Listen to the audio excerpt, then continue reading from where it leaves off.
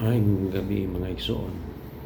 Nga kita karon ing kagabion, magatuon kita sa mga pulong sa Dios na naa dinhi sa balang kasulatan. Nga kini mao'y atong gituan nga pinaagi nining mao mga pulong. Magahatag kini kanato og kaluwasan og sa gitagana sa Dios sa kinabuhi nga walay katapusan. Mga igsoon, atong iskutan ug atong tun-an kining controversial kaayo karon ang mga issue nga diin ang tanang mga kaiglesiyahan niini nga nihupot o mabasa niini mga bersikulo nga kini giangkon sa matag denomination nga kung hain sila nagatuon usab sa mga pulong sa Dios nga sila usab nagunahuna nga sila mao kini ang buot ipasabot sa balang kasulatan. Apan ato kining tun-an pag-ayo mga igsoon kung unsa gyud o giunsa kini pagpasabot ni Ginoong Hesukristo aron nga ato gayud pod masamtan kung kinsa gayud ang tinuod nga iglesia ang angayan nga moangkon niini o ang angayan nga magpasabot niini nga sila gayud ang gipaila ni Kristo sumala sa gisulti niya sa balaan nga kasulatan. Atong adtuan kining komun kayo nga bersikulo sa balang kasulatan kining sa Mateo kapitulo 16 bersikulo 18 nga nagaingon,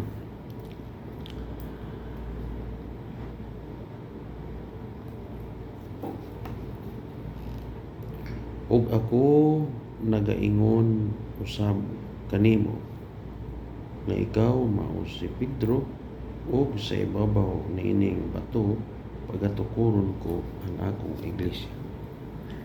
Dinhi mga igsoon, kung imong tarungon pagbasa ang gisulti ni Ginoong Hesus niining maong bersikulo, nagsulti siya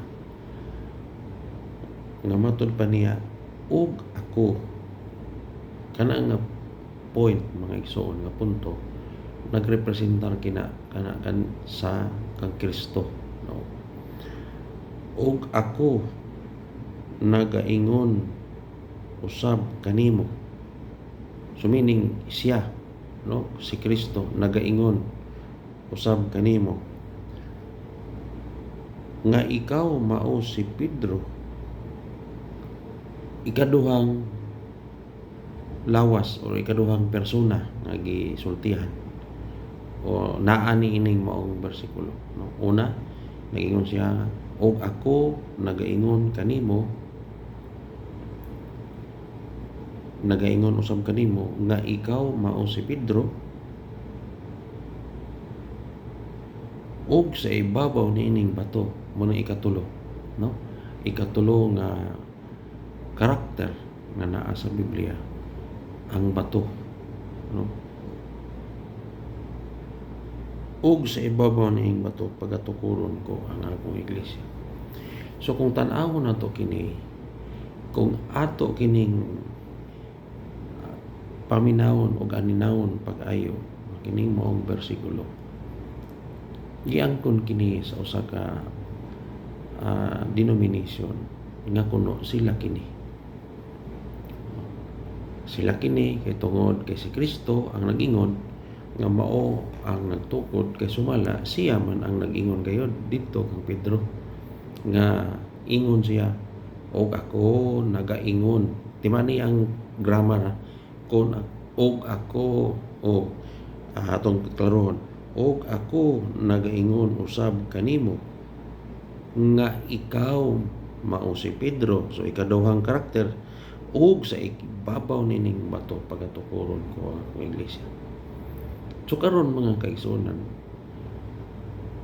dinhi niining mga puntuhan daghan kaayo karon ang wala sa ilang pagsabot niini kay tungod diretso nila kining giangkon nga kuno ila kini o sila kini. Pero atong tan-awon ang balang kasulatan kung unsay gisulti ni Ginoong Hesukristo sa iyang pagpamulong niining maong mga pulunga. atong tan-awon ang balang kasulatan. Dinita sa sinulat ni Juan, ni San Juan Kapitulo 12, versikulo 49, ana siya, gingon diri, kay ako wala magasulti sa akong kaugalingon. Unsay ingon ni Ginoong Hesus mismo? Ingon siya, kay ako wala magasulti sa akong kaugalingon kundili nga ang Amahan nga nagsugo kanako, siya naghatag kanako og usa ka sugo sa akong igapamulong o sa akong igasulti. So, ibalik nato dito sa Mateo 16:18 nga pag-ingon niya nga og ako nagaingon kanimo, usab kanimo nga ikaw mao si Pedro ug sa ibabaw niining bato pagatukuron kong ang iglesia. Atong klarohon dinhi sa gisulti niya, siya mismo ang nagsulti nga ang iyang gipamulong o gisulti dili iya, kundi iya sa nagsugo kaniya nga mao ang Dios. So karon mga kaigsunan, klaro kaayo nga gisulti sa balang kasulatan sa Mateo 16:18, dili kang Ginoong Hesus kaugalingon nga mga pulong, kundi iya sa nagsugo kaniya. Tanan niyang gisulti dili iya, kundi iya sa nagsugo kaniya. So karon mga kaigsunan, unsaon man nato kini pag dumili ini karon nga dili na mao nga siya man mismo ang nag-ingon nga ang gisulti niya sa Mateo 16:18 nga pag-ingon nga nagaingon ako kanimo nga inausab kanimo nga ikaw mao si Pedro ug sa ibabaw nining bato pagatukuron ko ang iglesia. No? So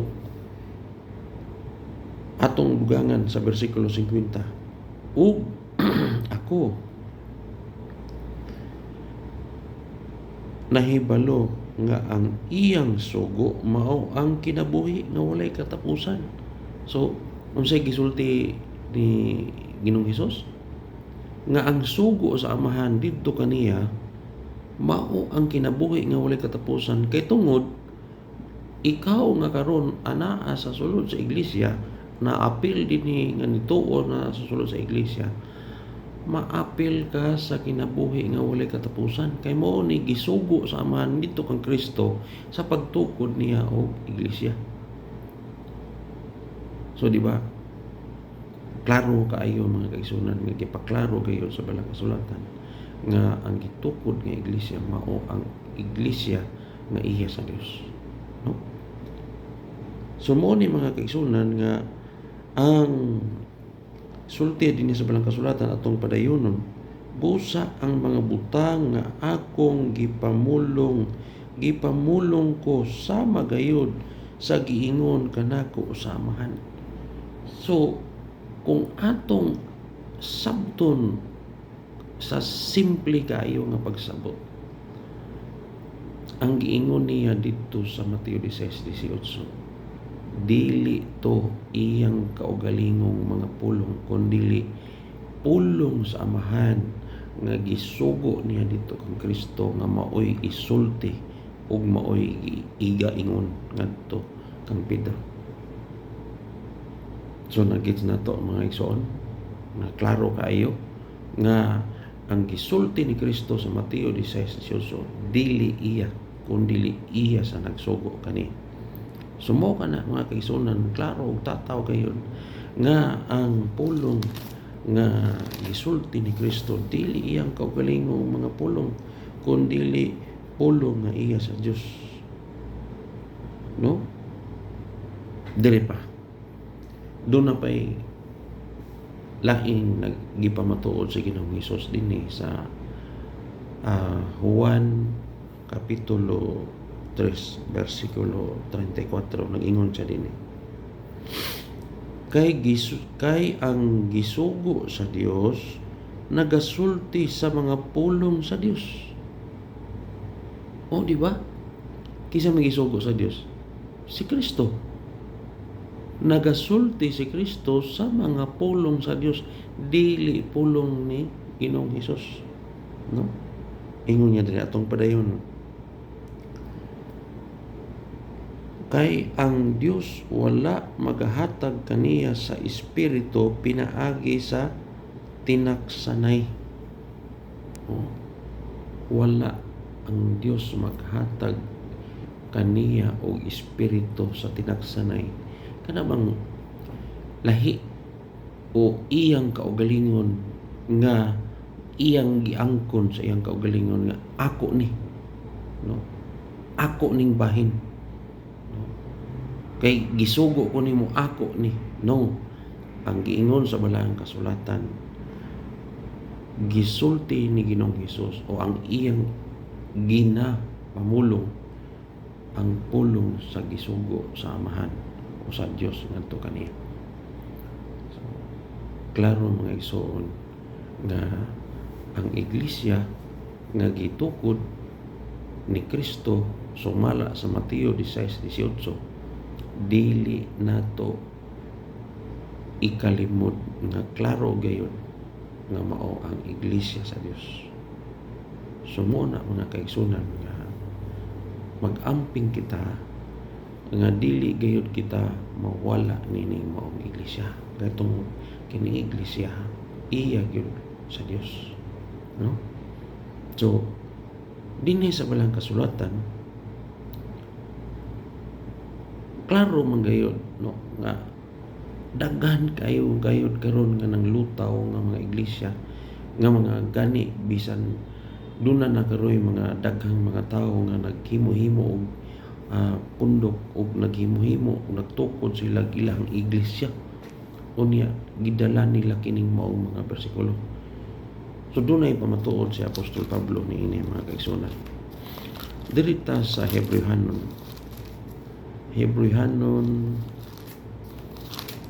kapitulo 3 versikulo 4, nag-ingon siya din yung mga iso.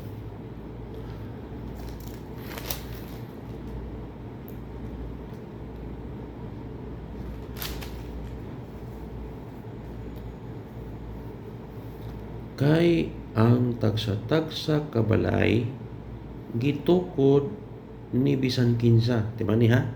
Ang tagsa-tagsa kuno kabalay gitukod ni bisan kinsa. Apan dunay apan ang nagtukod sa tanang mga butang mao ang Dios.